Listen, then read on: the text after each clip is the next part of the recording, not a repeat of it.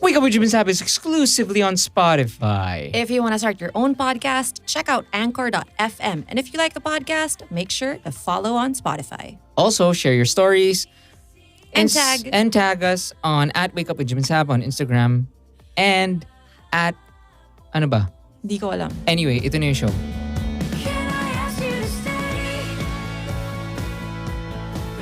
Welcome to Wake Up to Saab. Welcome to Wake Up with Saab podcast. May hangover kami. We're Jim and Sab, and this is the podcast where we try to record an episode because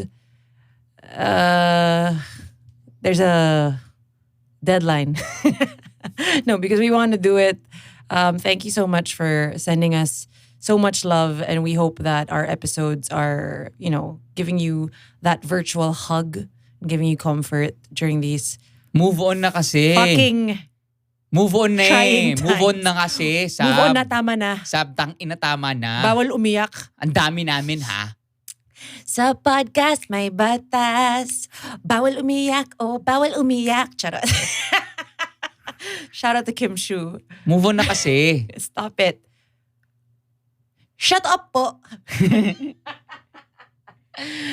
Someone commented on your post. Did you see that? Shut up po. Tapos may fire emoji. Ano po? Nireplyan ko ng way. Yeah. Actually, ang dami nga Allow us to feel. Stop policing people about how they should feel. It's okay to maybe give some tips on how you're dealing with it.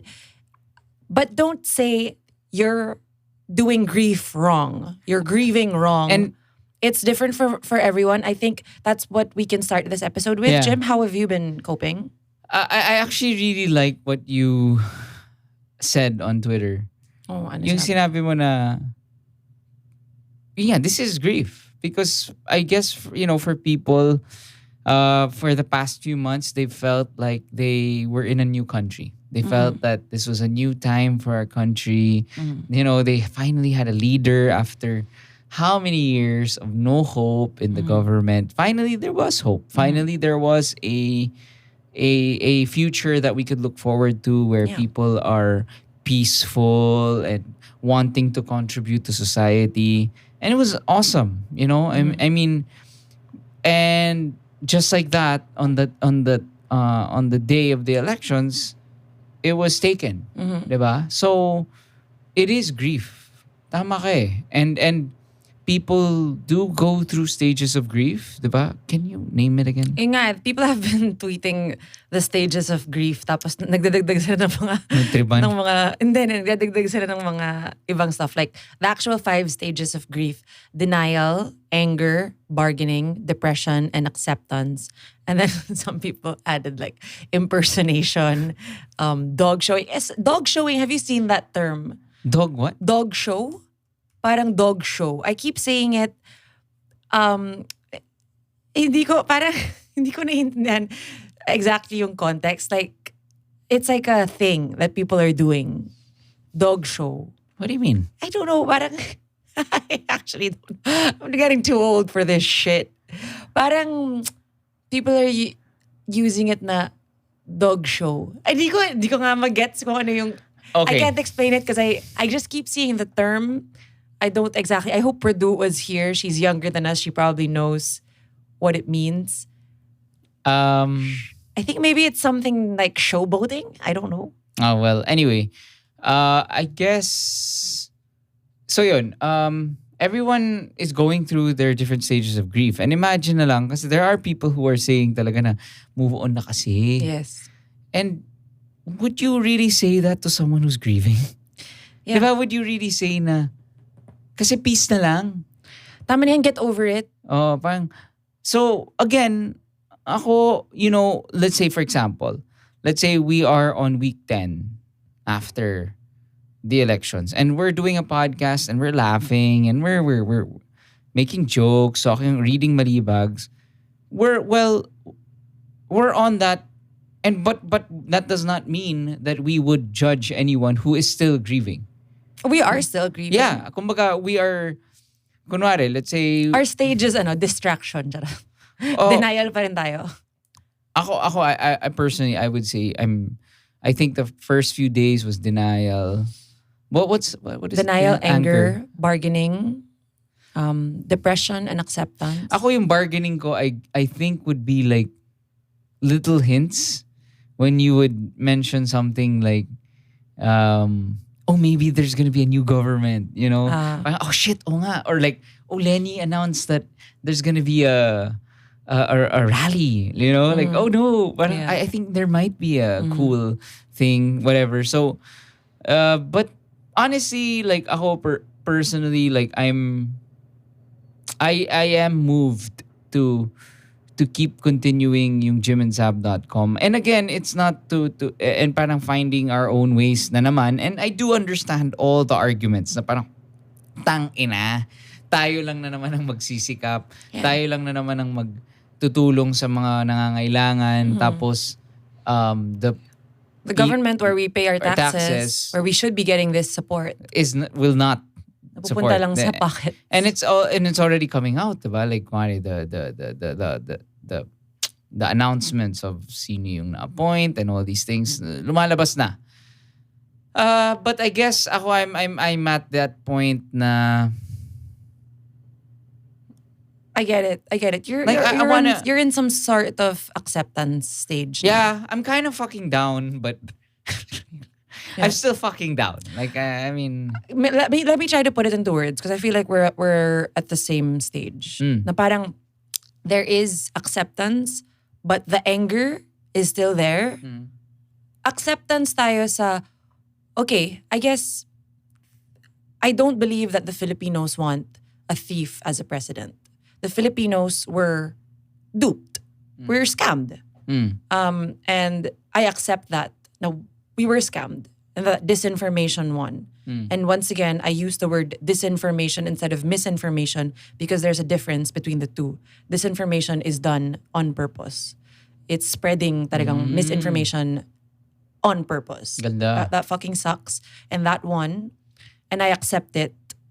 There is a reality na even if we don't see people celebrating on the streets, there's a possibility talaga na, yeah, maybe they really did think na he was the one. Diba? yeah. I've accepted na that may be a possibility. That for sure, when I say that this election was a sham, I think hindi siya necessarily parang parang hinak or may mga pinasok na ballots na hindi. Although there's a possibility na ganun, there's also I acknowledge na yung cheating was done way before the actual election day. And that's in the form of spreading disinformation through social media and ang tagal na nito, parang 2014 pa ata eh. Even before that, I believe, parang they have been rallying to change history. So while there is acceptance na, okay, I choose to accept that possibility because I want to use my anger in a productive way. Do you get what I'm saying? Yeah, and I do respect Kung your hindi mo, onion. Oh, kung hindi mo pa kayang gawin yon, naiintindihan namin. Oo. And it's not like parang guys, tara na. Why aren't you moving? Let's make positive change Tara na ba? na. Tara na.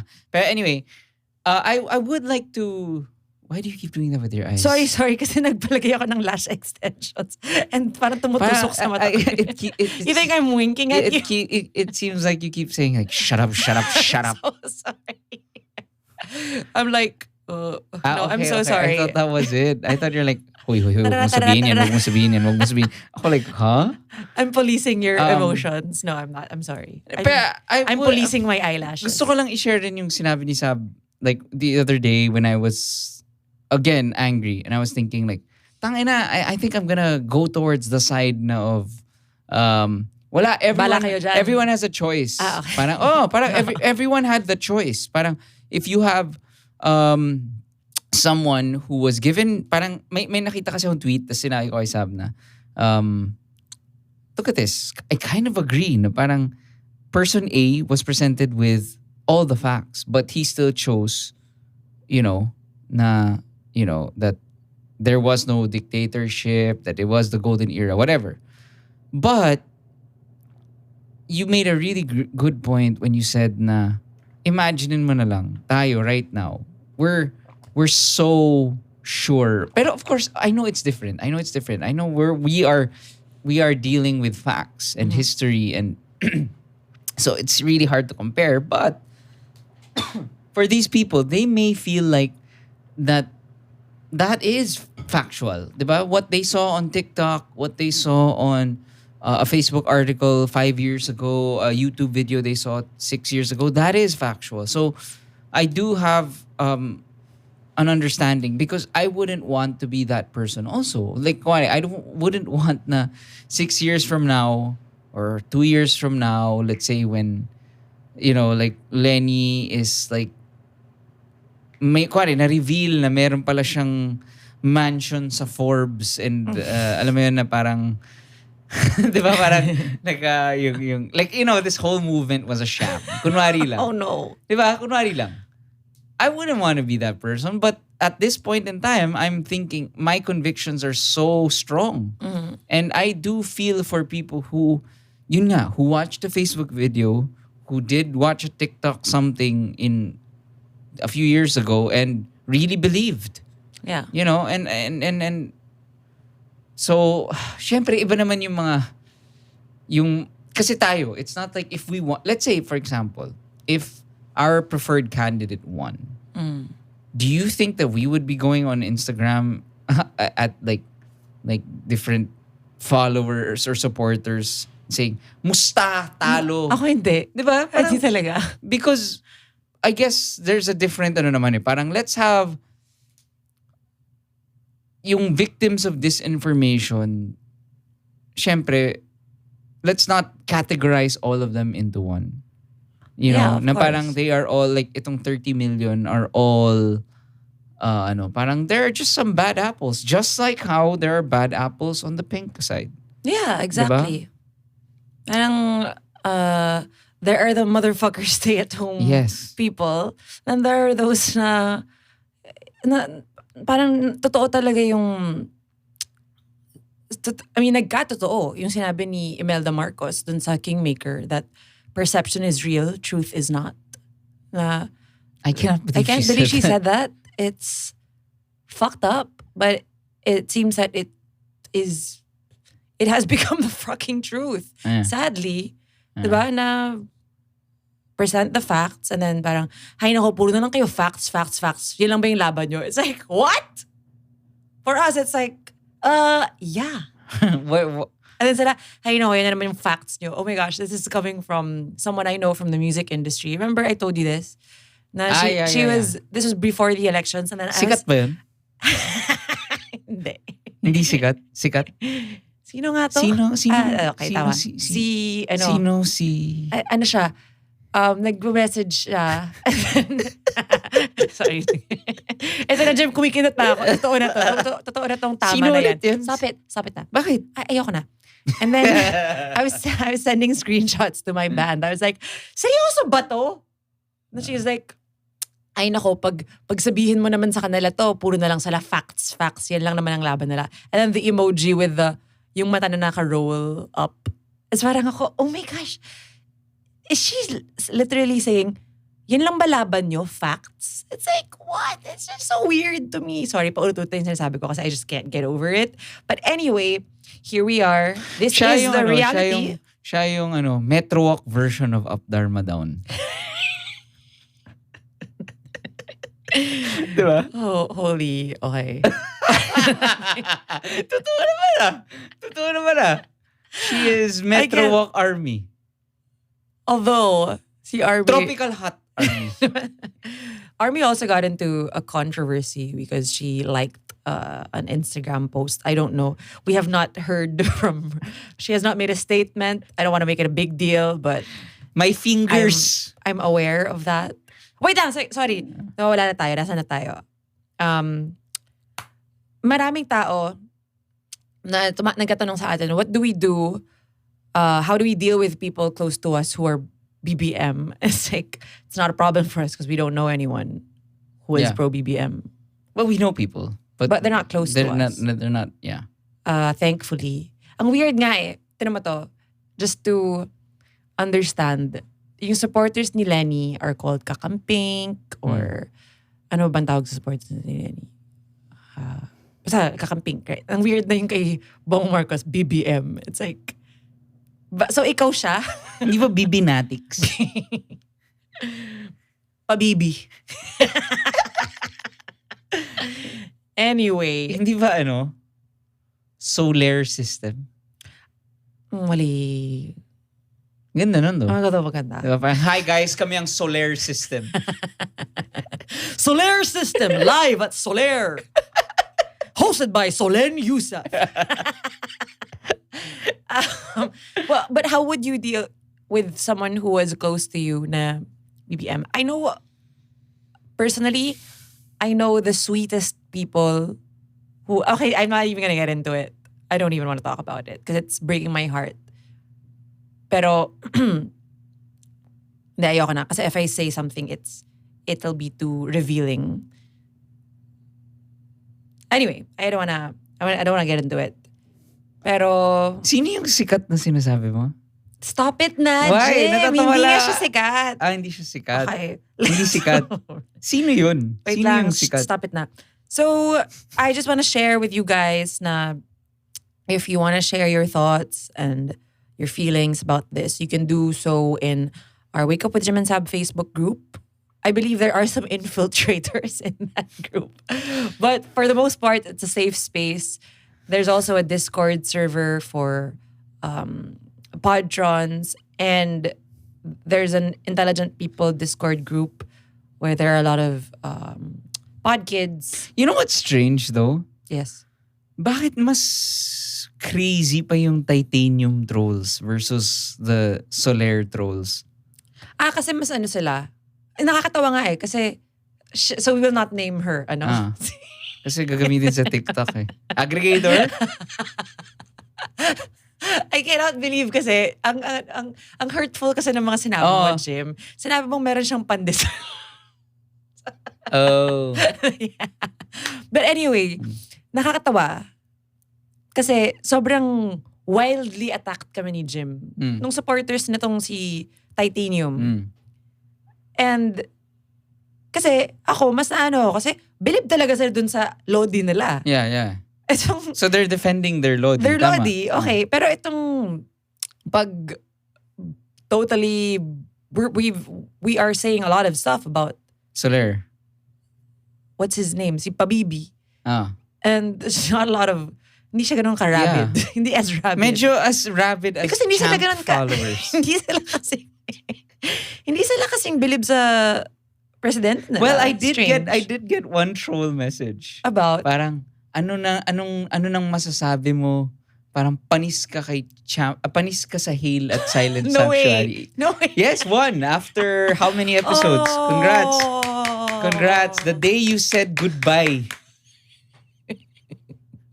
The day you said good vibes. Shargo forever. Have we heard from him? Like, has he... Anyway. Saan na ba tayo? Kailangan ka. Tara na, Soler! There's unity after the rain. Southboard. Tara, Soler! Talon tayo! What do you mean? I mean, jump. Jump. What do you mean? Like, for joy? Talon na tayo sa Broken Sonnet. You get. Sino dito mga mahilig sa kung wala ka? Enough na. Stop na. Enough na. That's Sino too ulit much. yung sikat? Stop it. I'm just asking. I don't want us to be on TikTok again. Here before.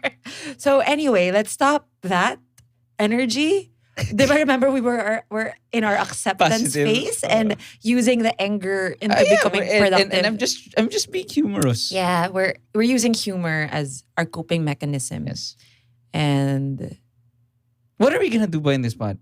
we're going to read a malibag. Oh, okay. Okay? All right. Let's try to...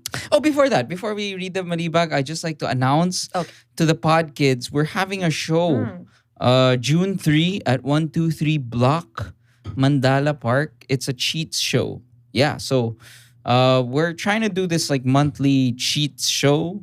where it's a long set and you don't have to worry na, I love baka tatlong kanta lang. So if you wanna watch the band for the first time or you wanna watch the band, yeah, June 3, um, yeah, we're gonna announce it soon, like where you can get the tickets. Yes, more information can be found on Cheats Music, Yeah. social media. Okay, here's the malibag. My 15-year-old son's too invested in this election. That's the title. 2022 started when I first heard that my son is a pro Lenny.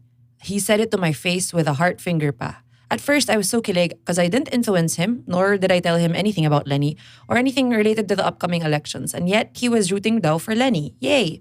However, I'm the type kasi na super low-key lang. Siguro once or twice lang ako nakapag-IG story about my support kay Lenny and a few times lang din sa Twitter. But swear, solid kakamping here. On the contrary, did I say it correctly? I feel weird about my pronunciation of that. On the contrary, did I say it sounds weird? Tama ba? On the contrary. Tama naman. On the contrary, ayun na nga, he's pro Lenny daw. And by that, it meant singing Kulay Rosas ang bukas and all the chants every day. His cell phone's wallpaper is a pink rose. He bought a Lenny shirt with his own money. He spends most of the time watching debates. He rants a lot about BBM and anything else you could imagine. Then there was this one time na nakwento niya sa akin na he dropped a simple joke dun sa teacher niya who was wearing a red blouse during one of their classes who happens to be a BBM supporter pala and nagalit daw sa joke niya about BBM. Doon na ako napaisip bigla na maybe it's too much na for a 15-year-old who's not yet a voter, who knows a little pa lang about politics, to do all these things. Slowly, I reminded him na it's not wrong for you to get involved in these things and it's nice of him to care about what's going on around him. Na as early as now, may alam na siyang mag-fact check and pumili ng tama. But it's also not that nice if he'd be too invested sa bagay na to. He wanted to post things on Facebook kasi and I did not allow him because of the trolls. And sometimes gusto niya sumali sa volunteer groups. Di ko din pinayagan kasi ewan. For me, he's still too young and nung bata ako, may bahid sa akin na uso yung patayan pagdating sa politics. So no talaga. Mali po ba, pod parents? I'm looking for an objective opinion sa naging reaction ko. And also, nag-guilt trip kasi din ako nung iba kong pinagkwentuhan. Because yung pinapakita ng anak ko is a good sign daw. Yes, actually, I couldn't agree more naman. Pero still, 15 years old pa lang siya. Hindi naman sa ina-undermine ko siya. Yes, dapat marinig ang boses ng kabataan. For me lang siguro not too much. He tried to convince me that it's for their future naman daw yung ganyan. I agreed pero I explained to him that it's not that I'm discouraging him, pero hayaan na lang muna niya kaming matatanda muna yung may gawin para ilaban tong fight na to for them. May right time din para sa kanya to do his part. And by then, I won't stop him. So yun yung iniisip ko pa rin everyday if tama yung stand ko. Or maybe I'm just the overprotective mom na ayokong makakita or maririnig na may nambabash sa kanya na ay ang epal ng bata na to, di naman botante. Aminin natin at some point, ganyan tayo mag-isip paminsan, di ba? Sabi ko pa nga, may mga namatayan, nanakawan, naghihirap, sumisigaw, umiiyak, and yet di pa rin sila mapakinggan. Yung pa kayang mga bata na feeling ko, na feeling ng karamihan ay wala pang karapatan. Sad reality. Anyway, yun lang po. I'm just looking for some opinions if tama or mali ako. I want to hear from your point of view. Thanks, pod parents. And by the way, he's a podkid na because of your episode with VP Lenny. And he's asking for my permission. He wants to be a VI podkid. And kunin na lang daw niya sa baon yung membership fee. How can I say no to that? P.S. We're part of the 280K na barakos na tumindig para kay Lenny. And he's the happiest. Haha. Aww. First of all, you're a very sweet mom. And your kid sounds like a dream.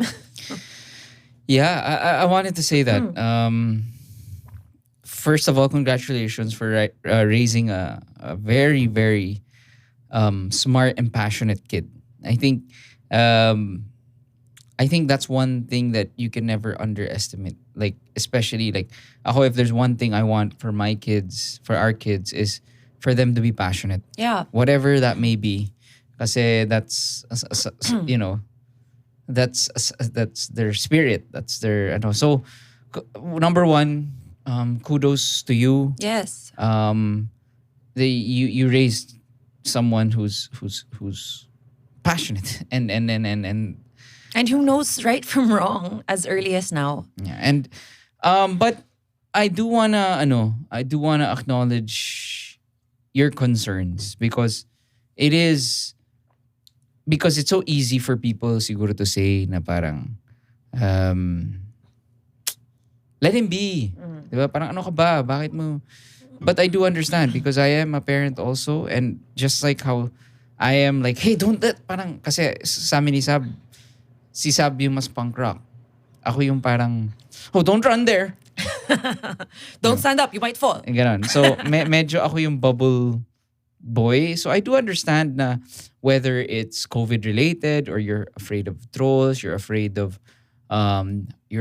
pain, you're afraid of all these things for your child, which is, I think, very, very normal. And I just want you to know that you're heard and I understand where you're coming from. I think to pat yourself on the back, at least know na at least you're not one of the parents who imposed their political beliefs on their children. Yeah. You let him be. You let him, parang I think the mere fact that you guided him and you're guiding him na, do your research, know the facts, that's very admirable. Yeah. Ako, I will say, I'm not judging you, definitely. It seems like you're a great parent from the way that your child has critical thinking, right? And he is 15. He is still technically a minor. So if you, honestly, ako nga, kung ayaw mo siyang mag-Facebook, okay lang completely eh. Kasi right mo yan as a parent. Diba? Minor pa siya. If you want to protect him in that sense, that's your choice. What I would advise though is, maganda yung wag mong i-kill yung fire in him.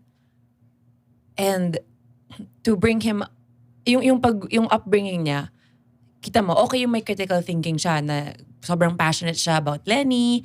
And alam mo yan, there are kids his age who are like that with their K-pop idols, diba? With, sino bang uso ngayon? Justin Bieber, hindi na ata. Usher. Pero gets mo, parang kung may mga ganun, may ganun rin, ito, marami ring nagiging ganun na rin si Lenny, di ba?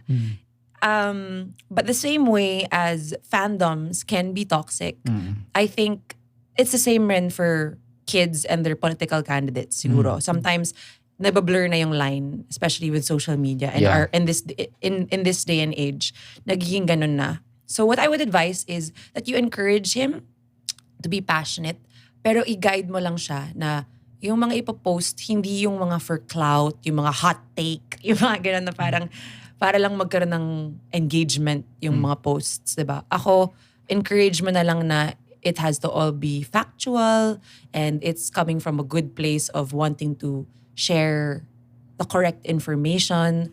Hindi yung pagbabarda, yung pakikipag-away. Kasi in any way you look at it, when something comes from good intention na wala kang ikakahiya dun sa pinost mo, wala ka dapat takot. The fear there siguro is pag may sinabing out of line, pag may sinabing super like bastos na talaga siguro about other people's political choices, yun yung parang, maybe that's where you draw the line. Naiintindihan mo ko? Yeah. Kasi even if it wasn't about politics, if your child is saying something that's really like below the belt and not something that you would want your child to say, naiintindihan ko yun.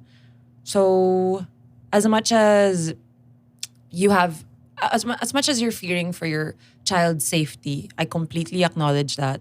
And it's not weird that you're feeling that way because we live in scary times, diba? I still do want to encourage you to parang open your mind, lead by example. You as a mother, do not be afraid to fight for your children. Diba? If posting an Instagram story would help your close friends open up their minds, kasi wala ka namang sabihing bastos eh. You're just gonna present facts and just share. Share what you know, share what you've read. If your child sees that, na hindi ka takot magsalita, and you're only saying things that are they're really just facts. Then, tutulad rin yan sa'yo. So, wag kang matakot. Kung yung anak mo nga hindi natatakot. Ako, I encourage you, wag ka rin matakot. Kasi may right sila na maging involved kasi kinabukasan nila yung pinaglalaban natin. Diba? Hindi siya bata na walang say. Like some people say, na hindi naman siya botante, ano bang, ba nakikiepal? Hindi totoo yun. Kasi sila yung future leaders natin eh. 'Di ba?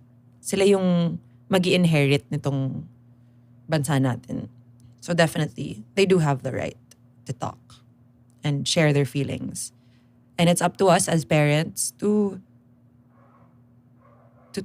discuss. Further palawakin yung kanilang thinking, hindi maging blind follower ng kung sino man. Kung si Lenny man yan or kung sino man. Yan. Yeah. That makes sense? Yeah. I hope that helped. Okay. Yeah. May dadagdag ka ba? Wala. Okay. Well, I hope that helped, Mommy. Don't be afraid. You're doing well. Just, I invite you to find that same courage within you. Okay? And just be there for your child. And you'll be okay. Okay? Before we end this episode, I just want to say a few names that we should never forget. These are just a few. Liliosa Hilao, Evelio Javier, Emmanuel Lacaba, Boyet Mejares, Archimedes Trajano. These are just some of the thousands tortured and killed during martial law, and we must remember their names. 70,000 detained, 34,000 tortured, 3,240 killed during martial law, and 0 apologies. Never forget. And we fight another day, and we just continue. Laban lang tayo. Bye. Bye.